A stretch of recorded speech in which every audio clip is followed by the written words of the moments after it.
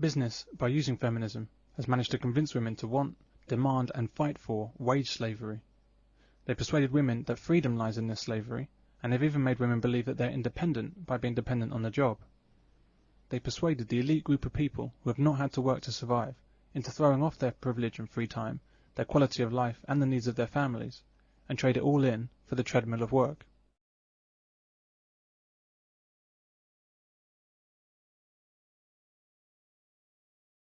If you can look at all the family tax credit systems and that type of thing, and payments to encourage the childcare facilities and that sort of thing, then obviously that's the route that they're taking.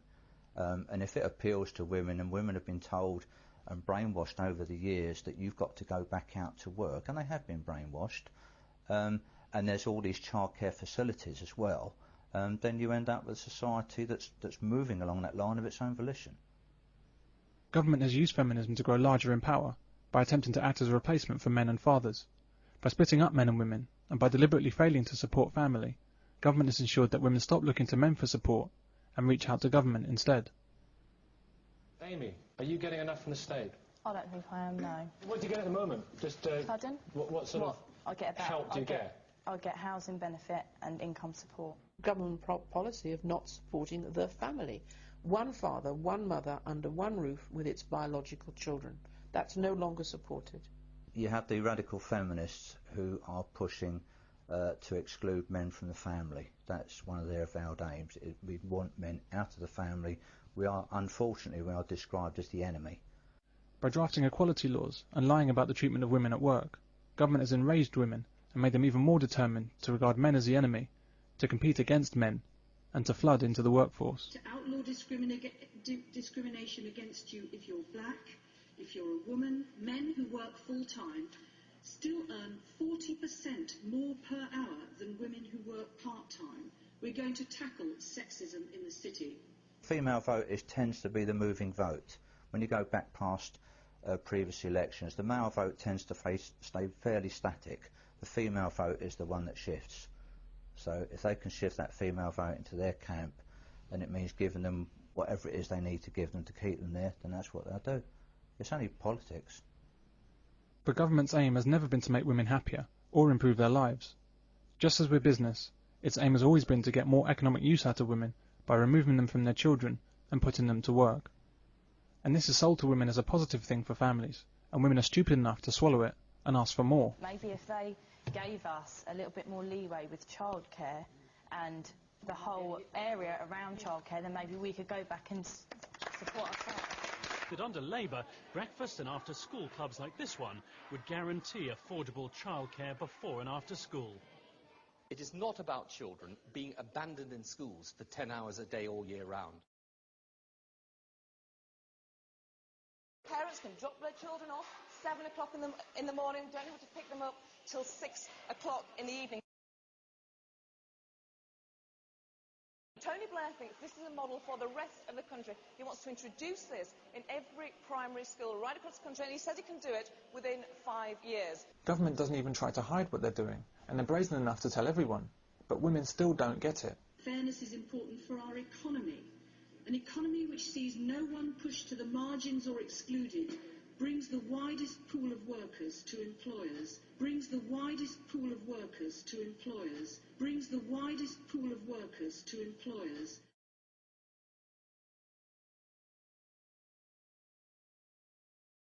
Being a housewife, or full-time mum, or homemaker, however you want to describe it, is a great privilege that women have enjoyed, made possible by the work of men.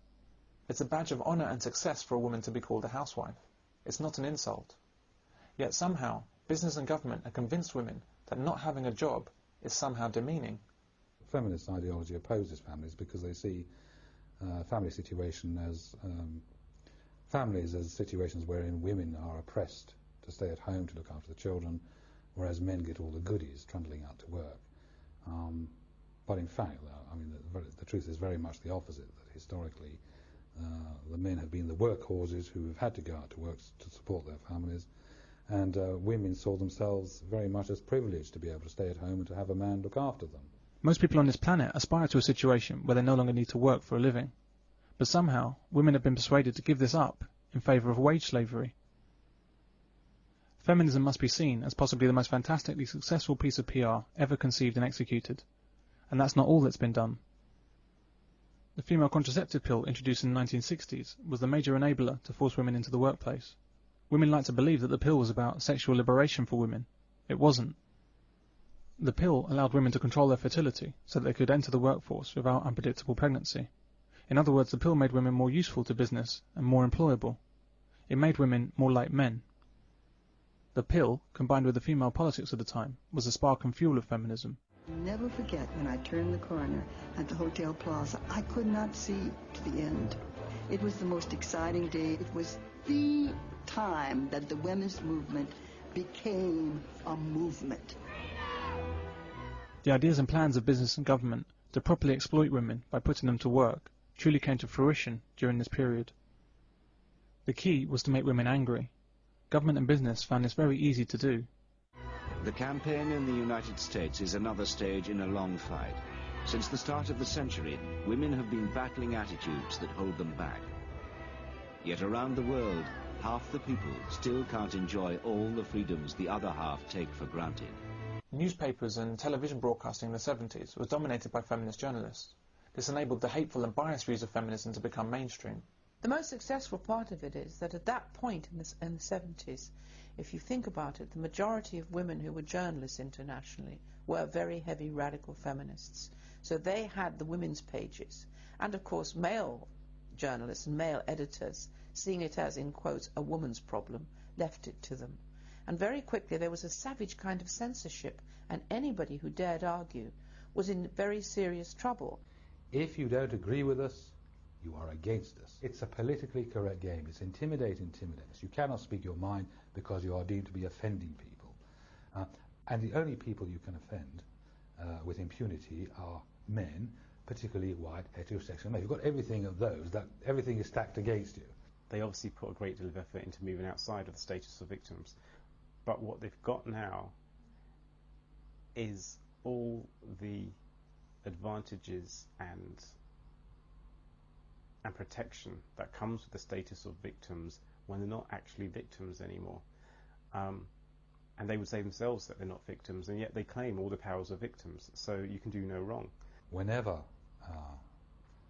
men try to speak out, or articles are written that in some way oppose the feminist agenda, women's groups, women's lobby groups, will stir up in their gullible female supporters hysteria, and they will claim and they will argue that the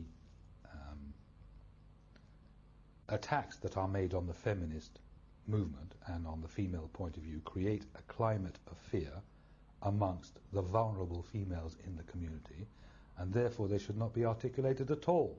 The problem is that they still think of any comment from a man or any attempt of a man to gain power as being at the expense of women. So men are being hobbled in trying to gain power for themselves, because any man gaining power is gaining power at the expense of women across the board. So in other words, the very act of protesting against the feminist movement is deemed by them to be creating a climate of fear. So men must not speak in case those women who happen to be vulnerable out there hear you. No man can help themselves, because when a man does that, they're taking it away from women. Why was it female psychology that took over, if you like? Well, firstly, they were in charge of publishing. They spend 70% of the money. They are therefore very important from the point of view, say, newspapers and the media in general with selling their wares. They will lobby companies and suggest that if they are supporting views which are inconsistent with the feminist movement, they are supporting abuse against women. So what women do is they can be oppressive, and as we've seen with fathers' rights, they are being oppressive, but they will never even think of themselves being oppressive. They won't even imagine that they're being oppressive, because in their mind, in their world, they're victims, and they're still victims. For the last goodness knows how many years, time and time again, one would read in the newspapers that the laws were somehow biased against women. Can you believe it? Lawyers, A, B, C down to Z would write about how women were unfairly treated with regard to the alimony, their alimony in divorce, what have you. Baroness Kennedy, Helena Kennedy, people like that. They would proudly proclaim who they were and what their objectives were. 2 years ago, a barrister wrote in the Times an article which quite neatly pointed out that men were sometimes unfairly treated in the law. He didn't dare give his name. This was only 2 years ago. And so my point is that that's how much intimidation people feel about speaking out.